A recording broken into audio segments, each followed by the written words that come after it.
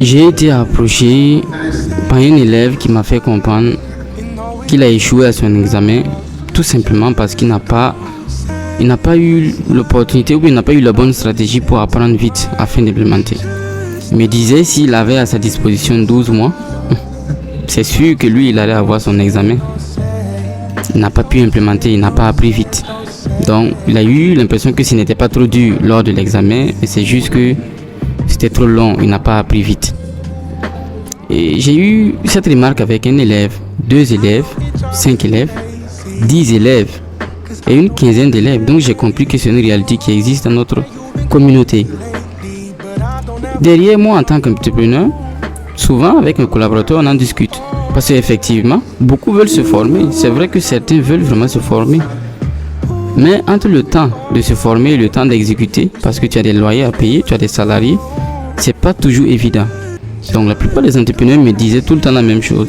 On veut prendre les formations comme toi, mais c'est pas évident. On n'a pas le temps d'implémenter ça. Quand on prend la formation, on a juste pris une connaissance, mais derrière, il nous faut souvent 1 an pour implémenter cette connaissance. Je me nomme Naba Wingouda. À travers ce podcast, je vais faire une proposition sur une solution qui a été utilisée par les ancêtres africains sur les millénaires. Une solution qui les a permis d'implémenter leurs connaissances de manière encore plus facile, plus rapide. Ils ont plus implémenté leurs connaissances plus facilement, tout simplement parce qu'ils ont utilisé ces stratégies millénaires. Donc restez branchés, la stratégie c'est dans quelques secondes.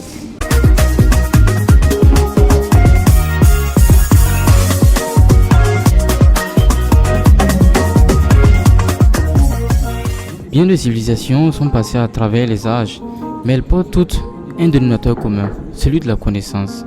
Connaissance qui se transmettait de génération en génération. De façon orale, notamment avec les Guili au Mali, nous avons également les Yemba, les Seta au Burkina Faso. Cette connaissance se transmettait en Afrique pas uniquement de manière orale, il y avait également une manière écrite, notamment avec le peuple de Kemet qui utilisait le papyrus. Mais malgré cette abondance de savoir, de nos jours, force est de constater que notre génération a du mal à exceller. Notre génération a du mal à exceller par manque de savoir. C'est ce qui m'amène à proposer une stratégie millénaire, stratégie utilisée par le peuple noir de Kemet. Cette stratégie s'appelle OAP, stratégie qui a permis au peuple millénaire africain d'apprendre vite et mieux. Nous allons parler de la stratégie OAP. Le O fait référence à oublier. L'oubli, il faut oublier. Premièrement, quand on oublie la connaissance qu'on a acquise hier, c'est plus facile d'apprendre une nouvelle connaissance. Il faut oublier parce que c'est difficile de remplir un bocal qui est déjà plein. Il faut oublier parce que celui qui connaît difficilement apprend. Donc pour aller vite, il faut toujours prendre le prochain cours, la prochaine connaissance, le prochain savoir en se disant qu'on ne connaît pas. C'est pour ça qu'il faut oublier ce qui s'est passé hier. Chez l'émotion, on dit Zam Salo Ranasuro. La pluie d'hier est partie avec son vent. C'est la même logique. Pour apprendre une nouvelle chose, il faut toujours aller dans cette logique de l'oubli en se disant qu'on est ignorant. C'est comme ça qu'on pourra apprendre. Le deuxième aspect de l'oubli est de celui d'oublier les limites que notre éducation ou bien notre société nous a infligées. On ne peut pas apprendre avec ces limites posées. C'est impossible. Tu ne peux pas te battre pour maintenir les limites qu'on t'a apprises et apprendre. Ce n'est pas possible. C'est comme un révolutionnaire qui essaie d'appliquer la même stratégie qui est faite hier. Ça n'a aucun sens. Tu vas avoir les mêmes résultats. Oublier ces barrières afin de fabriquer une nouvelle mentalité, un nouveau monde pour notre génération et les générations futures. Donc c'est important d'oublier afin de pouvoir apprendre très vite. C'est pour cela que moi je fais les podcasts, que je fais les vidéos. C'est nullement pour impressionner quelqu'un, mais c'est pour m'exprimer afin de supprimer les barrières qu'on nous a dessinées et créer de nouvelles réalités. Nous allons passer au deuxième, le A. Le A pour actif. Actif pour mieux apprendre. Actif car nous avons hérité d'une éducation occidentale qui nous amène à consommer uniquement le savoir. Résultat, nous avons plein de diplômés complètement incompétents, car leur esprit n'était pas actif quand ils apprenaient. L'apprentissage n'est pas un sport fait pour les spectateurs, mais c'est un sport qui est fait pour ceux qui ont l'esprit actif. Vous allez me demander alors, comment être actif? Pour être actif, tout simplement, il faut apprendre en prenant note, en posant des questions, vérifier la véracité de l'information qu'on a reçue, même si ça vient d'un professeur, vérifier la source. Un esprit actif peut créer et donc n'est pas là pour consommer. Un esprit créatif du moins naît d'un esprit actif. C'est pour cela, à Nabiga Starline, nous passons notre temps à dire, pour toute question, pour tout référentiel, ceux qui veulent les informations sur notre entreprise, faites le hashtag Nabiga Starline sur Facebook, hashtag Nabiga Starline sur Instagram, hashtag Nabiga Starline sur TikTok, afin de nous poser les questions et avoir plus d'informations, afin de passer et de comprendre comment est-ce qu'on fonctionne. Parce que si vous êtes actif, c'est plus facile pour vous d'apprendre de nous, tout simplement.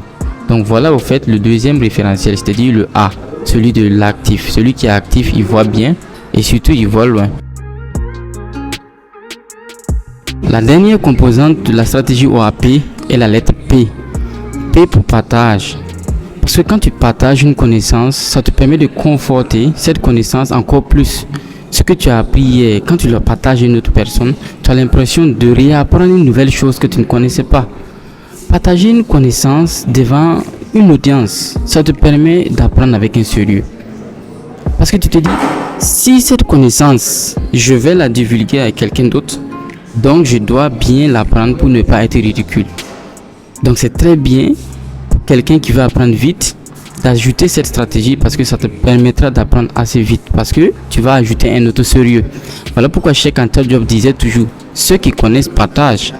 Je comprends mieux pourquoi nos ancêtres de la vallée du Nil se sont déplacés sur tous les continents pour partager leur savoir. Tout simplement parce qu'ils connaissaient, ils avaient vraiment le savoir et jusqu'aujourd'hui, nous sommes une preuve vivante. Les technologies que nous utilisons sont une preuve vivante du moins de ce que nos ancêtres de la vallée du Nil, nos ancêtres africains nous ont apporté comme savoir. Donc il faut aller dans cette logique. Je termine sur ça tout simplement pour faire comprendre que la stratégie OAP est une stratégie qui a été utilisée par les Africains. Une stratégie millénaire, une stratégie qui permet d'apprendre tout en créant, qui ne va pas créer tout simplement des moutons qui seront là à consommer un savoir derrière sans comprendre en réalité pourquoi ils le font. Ça va créer des diplomates, des diplômés du moins qui ne pourront rien changer dans leur environnement. Donc la stratégie OAP est là tout simplement pour permettre à toute personne, que tu sois entrepreneur ou bien ceux qui sont peut-être salariés, quel que soit le domaine d'activité, d'apprendre vite. Parce que nous sommes dans une génération où aller vite est super important, tout simplement.